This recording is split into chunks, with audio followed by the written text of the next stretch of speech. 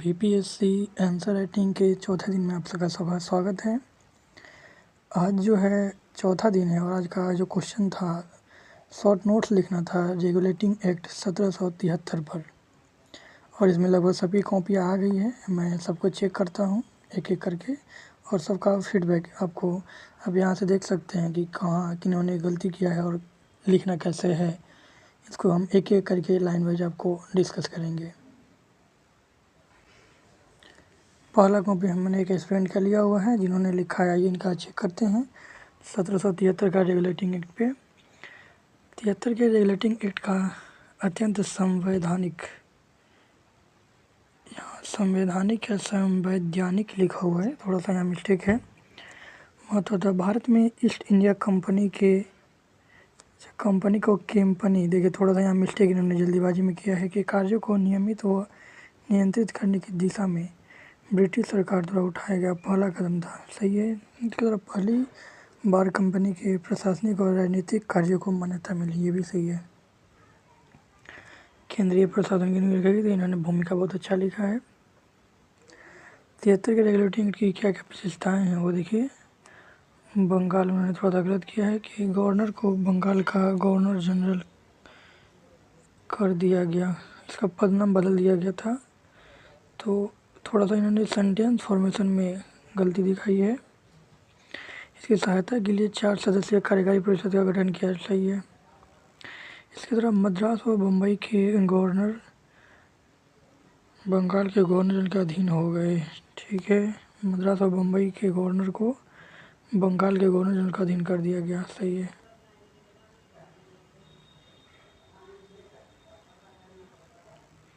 Company के कर्मचारियों के निजी व्यापार और घूस पर प्रतिबंध, सही है। इसके अंतर्गत कलकत्ता में उच्चतम न्यायालय की स्थापना की गई जिसमें एक मुख्य न्यायाधीश और 3 अन्य न्यायाधीश थे, सही है।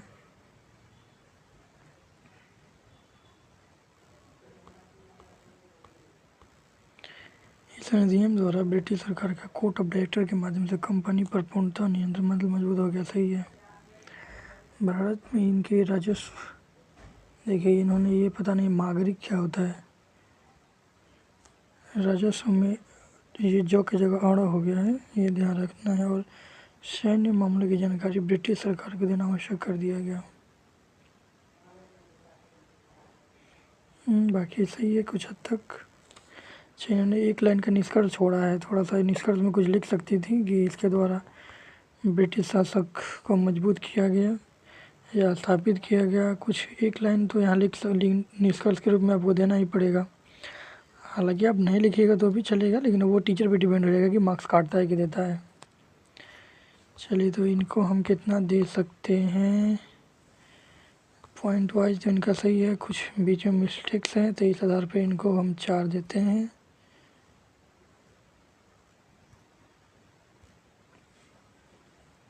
अच्छा भाई, नेक्स्ट कॉपी देखते हैं। दूसरी कॉपी अनिकेत की है, ये इंग्लिश मीडियम का स्टूडेंट है, इनकी कॉपी देखते हैं। देखिए, the regulating act of 1773 was passed by the British Parliament to control the territory of the East India Company, majorly in Bengal. Okay. The act was passed due to the misgovernment by the British East India government. British East India government नहीं, British East India company होगा यहाँ। That introduced a situation of bankrupt. Next provision क्या कहता है, supreme court to be establish in Bengal, administration by council, governor council. क्या लिखते हैं पता नहीं चलता है यार, ठीक है।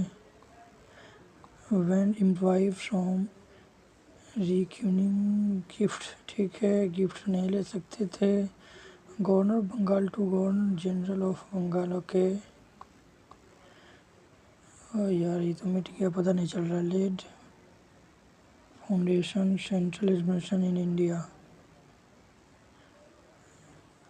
Regulating best India company India ये यार ये पता ही नहीं चल रहा है। Conclusion, the regulating act provide the system of internal क्या ये एडमिनिस्ट्रेशन दैट पार्लियामेंट कंट्रोल है, ठीक है। The first time the British cabinet was given power to excuse control, okay. तो ओवरऑल इन्होंने सही लिखा है, इनको 5 मिल जाएगा। देखिए नेक्स्ट कॉपी देखते हैं लोग। तीसरी कॉपी है कुमार का, इसको देखते हैं। रेगुलेटिंग अधिनियम 1773, ठीक है। 73 का रेगुलेटिंग, थोड़ा राइटिंग इनका उतना अच्छा नहीं कहेंगे। 73 का रेगुलेटिंग एक्ट आज ब्रिटिश संसद द्वारा पारित एक महत्वपूर्ण कानून था। इसका तो भारत में ईस्ट इंडिया कंपनी के प्रशासन में सुधार करना था।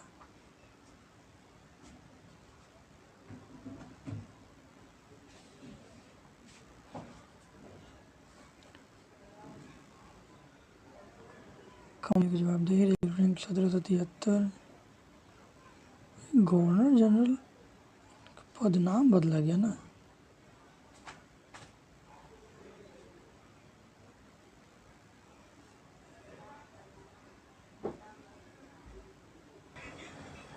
कंपनी के अधिकारियों की जवाबदेही, ठीक है।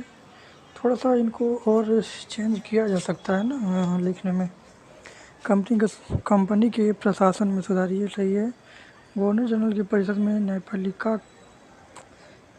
परिषद, 1 मिनट यार, ये तो ठीक है। गवर्नर जनरल का परिषद के नंबर 4 सदस्यीय न्यायपालिका का सुधार। गवर्नर जनरल की नियुक्ति, बंगाल के गवर्नर जनरल को भारत का गवर्नर जनरल बना दिया गया।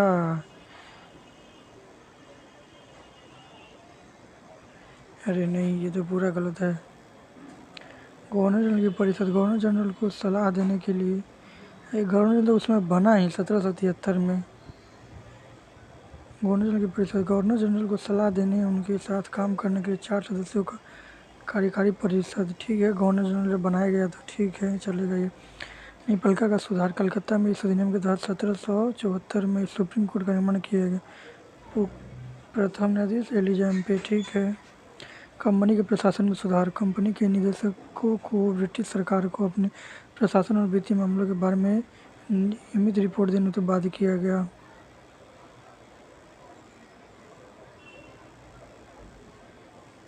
कंपनी के अधिकारियों की जवाबदेही, कंपनी के अधिकारियों को अनुशासन में लाने और भ्रष्टाचार कम करने के लिए कठोर नियम बनाए गए, ठीक है। लेकिन 73 में भारत में ब्रिटिश शासन के ढांचे में महत्वपूर्ण परिवर्तन लाने वाला पहला कदम था। इसलिए ब्रिटिश सरकार को भारत में अपने हितों की रक्षा और प्रशासनिक सुधार करने का अधिकार मिला, ठीक है। 4 नंबर इनको दिया जा सकता है। नेक्स्ट कॉपी देखते हैं। अगला जो कॉपी है ये तनीषा का है, देखते हैं लोग। इलेक्ट्रिक एक्ट 1773, भारत में ईस्ट इंडिया कंपनी के कार्यों को नियमित और नियंत्रित करने की दिशा में ब्रिटिश सरकार द्वारा उठाया गया पहला कदम था। इसकी विशेषताएं क्या थी? इसमें पहली बार कंपनी के राजनीतिक और प्रशासनिक कार्यों को स्वीकार किया। इसमें भारत में केंद्रीय प्रशासन की नींव रखी। बंगाल के गवर्नर को बंगाल के गवर्नर जनरल के रूप में नामित किया गया। उनकी सहायता के लिए 4 सदस्य की कार्यकारी परिषद बनाई गई। 73 के एक्ट के तहत ही वारेन हेस्टिंग्स ने कोलकाता में सुप्रीम कोर्ट की स्थापना की। ग्रेट ब्रिटेन की संसद का एक अधिनियम था जिसका उद्देश्य भारत में ईस्ट इंडिया कंपनी के शासन के प्रबंधन में सुधार करना था। प्रबंधन स्थापित भी हो जाएगा। ये बहुत शॉर्ट में लिखी है ये तो, ठीक है, फिर भी 4 तो मिल ही सकता है। चलिए हम लोग नेक्स्ट कॉपी देखते हैं। देखिए अगली जो कॉपी है इसमें कितनी अशुद्धियाँ है। पहला ही वर्ड गलत है, एस नहीं होता है, ईस होता है। वारेन हेस्टिंग्स, ये भी वर्ड गलत है। बंगाल का पहला गवर्नर जनरल बनाया गया तथा बॉम्बे और मद्रास के गवर्नर को बंगाल के गवर्नर जनरल के अधीन कर दिया गया। बाकी सही है।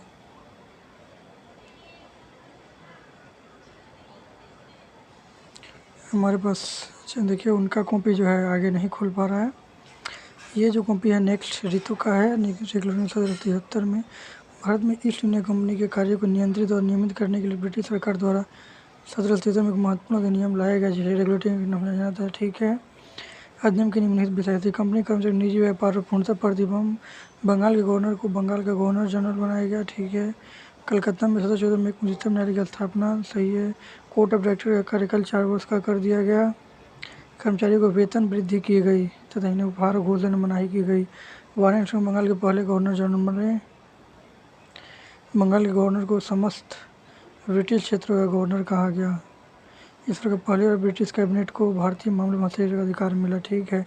पर इन्होंने एक ही पेज में ख़त्म कर दिया है। अभी बहुत सारी चीज़ें लिखी जानी है। अगली कॉपी है रेगुलेटिंग एक्ट से संबंधित। देखिए थोड़ी अच्छी है राइटिंग में। भारत में ईस्ट इंडिया कंपनी के कार्यों को नियमित और नियंत्रित करने की दिशा में ब्रिटिश सरकार द्वारा उठाया गया यह पहला कदम था। अर्थात कंपनी के शासन पर संसदीय नियंत्रण स्थापित किया गया। एकदम सही है। 73 की रेगुलेटिंग एक्ट की विशेषताएं। इस अधिनियम के द्वारा बंगाल के गवर्नर को बंगाल का गवर्नर जनरल पदनाम दिया गया और इस एक्ट के तहत बनने वाले प्रथम गवर्नर वारेन सिंह थे। सही है। इस अधिनियम के अंतर्गत कलकत्ता में एक उच्चतम न्यायालय की स्थापना की गई थी जिसमें एक मुख्य न्यायाधीश तथा 3 अन्य न्यायाधीश थे। इसके तहत कंपनी के कर्मचारियों को निजी व्यापार करने और भारतीय लोगों से उपहार पर रिश्वत लेना प्रतिबंधित कर दिया गया। सही है। इस अधिनियम के द्वारा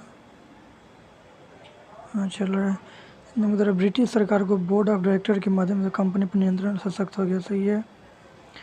निष्कर्ष में इस अधिनियम के द्वारा ब्रिटिश सरकार ने कंपनी पर अपना शिकंजा कसने की कोशिश की इसी शासन को अपने अनुकूल बनाए रखने के लिए अंग्रेजों ने समय समय पर कई एक्ट पारित किए जो भारतीय संविधान के विकास की सीढ़ियाँ बनी। इन्होंने बहुत अच्छा लिखा है। चलिए इनको हम 6 मार्क्स यहाँ मिल सकता है।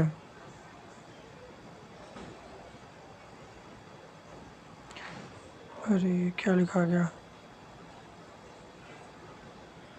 तो फाइनली आज का सेशन एंड होता है हम लोग का क्योंकि टाइम अब हो गया है मेरा और बाकी जो कॉपी है हम बाद में चेक करते हैं। Thank you for watching.